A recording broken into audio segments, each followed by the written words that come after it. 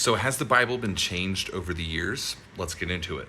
So anyone that tells you that the Bible has been changed over the course of the centuries, I want you to show them this chart. So what this chart is a list of the ancient manuscripts that we have that are contemporary to the Bible.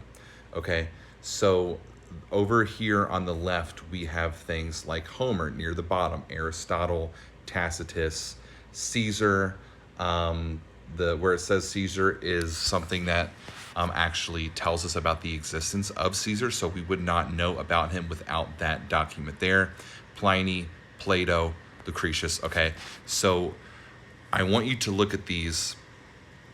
The earliest copy that we have for all of these, okay? So we're looking at like 850, 900, 1100, 900, okay? And then over looking at the date written, we're looking at a difference of 100, like hundreds of years. And in cases between the time of the originals and the copies, 1100 years, 1200 years, 1300 years.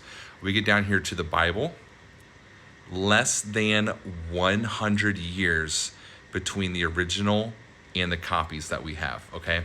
Now, how many copies of each of these ancient documents?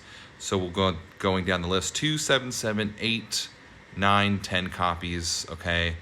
Of Homer, we have 643. But then we come over to the Bible. How many copies of manuscripts do we have? 5,600 copies. You guys, that is staggering. And even further, what is the accuracy of the copies that we have of the New Testament? 99.5%. You all, that is a literal miracle. Like, that is not something that just happens.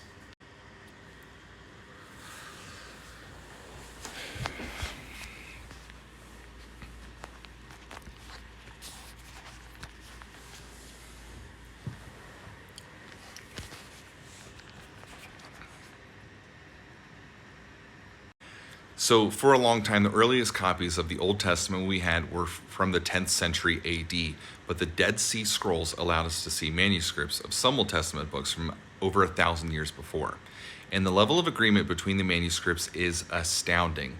This is evidence of how accurate the copying process was. Using the science of textual criticism, we know for certain about 99.5% of the original contents of the Bible in the original languages, and in the other 0.5%, we know what all of the options are. Most of the remaining 5% deals with issues such as spelling of names, for example, Hannah versus Hannah without an H, and most importantly, no substantive issues affecting the Christian faith are affected. And just for your own information, some of the other issues, the 0.5%, would be things like punctuation, or maybe like spelling errors with other words that aren't names, or it could be a grammar thing. And then with some of these other issues that actually does maybe affect the text, they're in our Bibles. It'll say like some manuscripts omit this detail, other manuscripts include this detail, but it's right there in our Bibles. And I'm going to read some of the notes to you here. So there are thousands more New Testament Greek manuscripts than any other ancient writing. The internal consistency of the New Testament documents is about 99.5% textually pure. And you guys can read the other point there. But you guys, people love to say that the Bible has been changed, that it's not accurate, that, it's gone through so many translations, blah, blah, blah, blah, blah. Those claims are completely ignorant.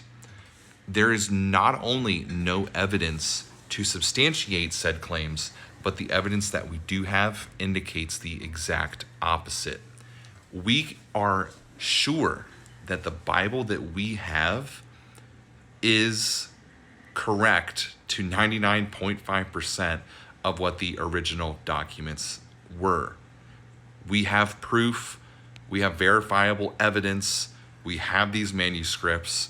And if you want to judge the Bible, then you also have to judge the rest of these on equal ground, but they don't have nearly the same amount of accuracy as the Bible does.